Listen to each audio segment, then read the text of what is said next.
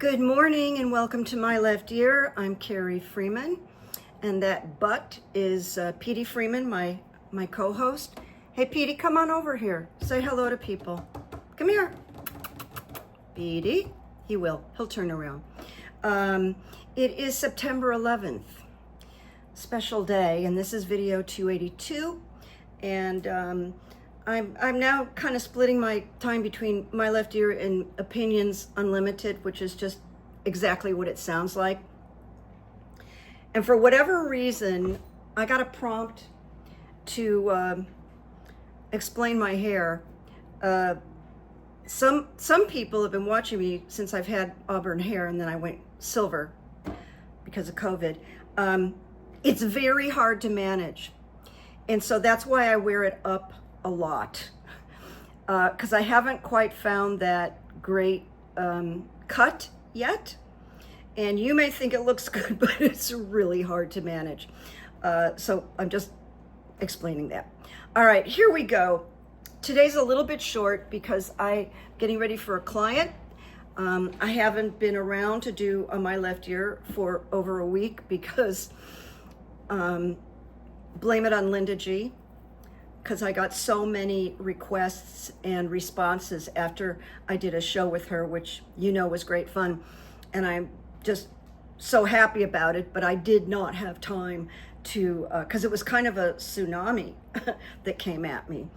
All right, September 11th. Do you remember where you were on September 11th?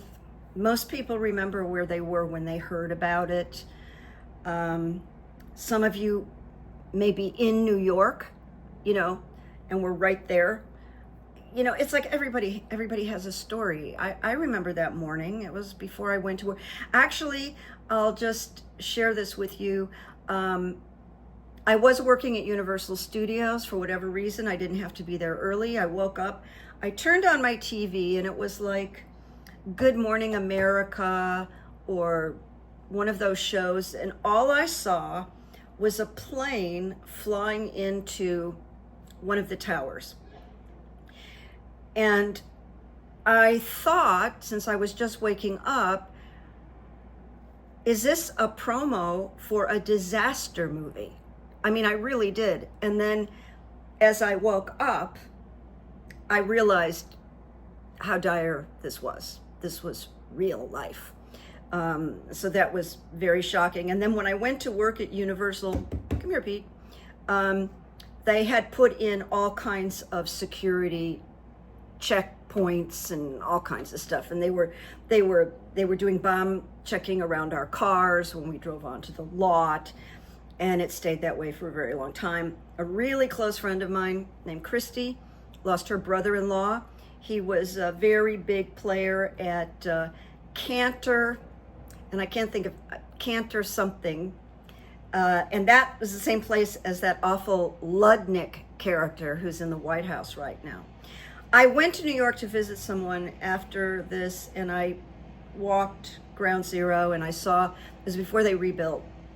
And it was just really stunning, and it was really solemn. So we just honor that today, Now I'm going to move on to, I hate to waste time on this really, but, Charlie Kirk was murdered yesterday. He was shot to death in the neck, one shot. And although I have inklings and questions, like everybody, we don't know anything yet. We don't know anything yet, except here's a fact. Donald Trump benefits bigly from the tragedy. We don't know anything yet. I just want to speak through the ethers, okay? You know what I'm talking about. But it's interesting to me that the responses were very pointed, and they were automatic, and it appeared that Trump was like really ready to go to war with Democrats over this, as well as the whole, almost all of the Republican community came out with, one of them was like, we need to murder all the Democrats. We need to get rid of all the, it was very, very extreme and uncalled for because we don't know anything yet. And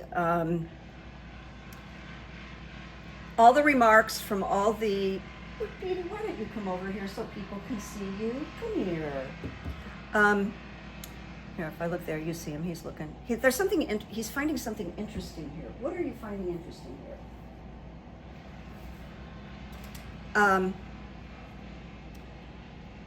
All the remarks from Fox and all the right wing podcasts were kind of synchronized, or it seemed that way. And there was very much like, kill the Democrats, this is it. So it's being weaponized. And it's being weaponized because Trump will do anything. Anything. He will exploit anybody, or worse, to get away from this Epstein thing. But that's not going to happen. He's not going to escape this Epstein thing. It's just not possible. And you know what? I'm going to scroll because I'm talking about this. Well, no, I'm not. I'll give you this information later. We have to wait. The whole thing is just really suspicious, especially since the shooter, it appears, was a marksman. You know, like an expert. It was strategic, and it got him above. He was wearing a bulletproof something or other. That's what's reported. But it got him above it, right there. And it's very shocking, very shocking. His family was there. Ouch, awful. So this brought me to the first rune. Will we get through this nightmare? Because there's been a shift from yesterday to today. And it's more threatening, it's more worrisome. And, you know, I want to say, in my mind, I'm doing this off the top of my head, so forgive me, it's not written down.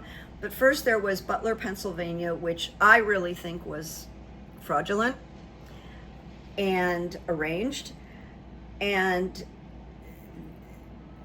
there was this, and then there was the kid named Big Balls, who was allegedly beat up in DC, which led Trump to send the troops into DC. And Big Balls was part of the Elon Musk Doge crap. And isn't it interesting that it was Big Balls, and then it set off a chain reaction that Trump set off, an excuse to invade DC, and now this. And now it's escalating. And so, you know, there's reason to wonder. That's all I'm going to say. So, runes. Will we get through this nightmare? Well, I actually pulled some good runes, you know, that you're going to like. My screen blew up like it often does. So the first rune I got was growth and rebirth. And so the growth rune fosters growth both symbolically and literally. And it could occur in affairs of the world. It leads to blossoming and ripening. Now that is not gloom and doom. It does say, consider your issue with care and awareness. Well, I'll tell you, everybody in Washington is doing that right now. I mean, the Democrats. Disperse resistance, cleanse dark corners, and then move to accomplish your work. This growth is concerned with the flow of beings into their new forms. I'm saying new forms.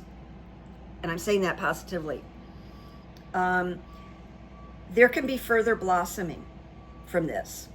Blossoming and maturing but can also deal with death, rebirth, and renewal. So notice that the last word is renewal. And death and rebirth can be symbolic. There's Pete. Everybody can see your handsome self. All right. Then I pulled fertility. Again, new beginnings. It marks a time of joyful deliverance. It doesn't sound like the end to me. It's a rune of great power. You have the strength to achieve completion or resolution. You hear that, Democrats? And it opens your new beginnings. This is hopeful. And it's about being emerging from a closed state, habit or rut.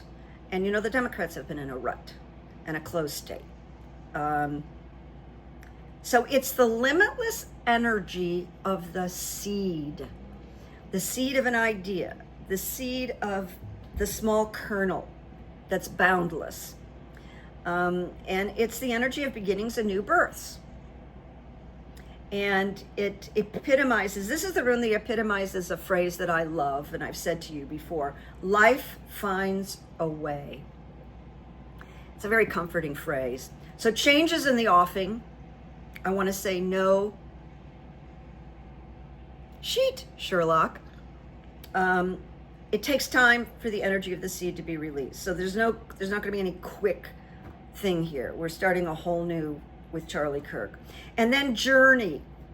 Journey is concerned with communication, with the attunement of something that has two sides. So that's significant, right? Two elements. And it says it's about ultimate reunion that comes at the end of a journey. Now that's hard to picture right now, correct? But it does speak to us of the ending of a journey. Now, certain losses of life, I'm just going to say this very generally, can signal the end of the journey. And it says that right now we're not intended to rely entirely on our own power. And we really need to do the spiritual, the prayer, the meditation, whatever it is, and address our witness selves and our teachers within for guidance. So it's a teaching rune, journey, but we are embarking on a journey. These are hopeful runes, so I feel good about sharing this with you because today is such a dark day. I was listening to the podcast, I've had it, with these two mature women that they're very funny, but they really speak, they speak well, they swear a lot. But this morning, they were really shook up. They didn't want to come to work. They're scared. One of the women who's the most outspoken said she pulled out of her driveway and she was terrified. So, you know, they're out there, they're speaking a truth as a Democrat, and they must remain safe. I believe they will, but I'm just sharing that with you. Someone told me a story about Margaret Thatcher from England, who's no longer with us. What was Margaret Thatcher's title? I'm really embarrassed that I'm just blanking on it. I'm embarrassed. You can let me know. But he was on a train in London when she died. And on the train, people started singing, "Ding dong, the witch is dead." And I had never heard that story, but he was a witness. He was on the train. And it made me think of what's coming up for us. And there could be a very, well, we know there's going to be a lot of, the ending of a very famous person. And people sang. So it's just an interesting story. Thank you, Richmond. Here's my belief. I believe that Trump earned a fortune of money procuring models from Europe and selling them. And I say follow the money, which they're beginning to do, by the way. They're beginning to find out all kinds of interesting things, like J.P. Morgan really financed him. And I think it's Jamie Dimon, who's the CEO, claimed he didn't know about anything, but there were the billions of dollars. I don't believe him. But they are following the money. And I'm reading stories about things that are being discovered and so on and so forth. That's really good. And then the other piece I feel very certain about, but I have no evidence for you. That birthday book is like the best circumstantial evidence. So much circumstantial evidence in that dirty, filthy birthday book where Trump, wrote his signature in the pubic region of a young female that he drew. And he's claiming he didn't do it, but he did. That's all I can tell you. That's his signature. And that exchange is very damning. It's very damning. Trump, it is my left ear that believes Trump assaulted young females, sexually assaulted them. That's my belief. Okay, so I'm sharing that with you. I'm moving on to Susan Collins, my least favorite senator, although there's a few of them. First of all, I think she's being checked on for fraud charges, for moving some money that she wasn't supposed to move.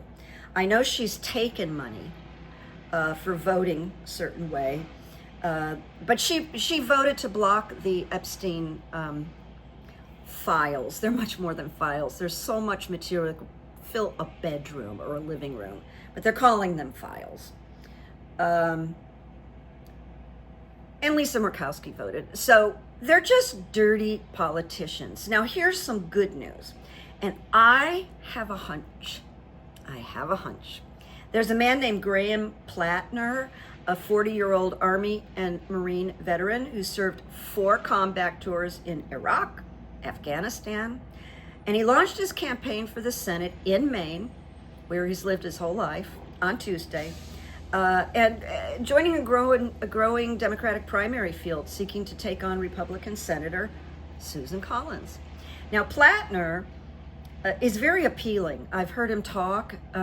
He's an oyster farmer who was born and raised in Sullivan, Maine, and he believes in universal health care, housing affordability, ending U.S. involvement in foreign affairs. He's a good man.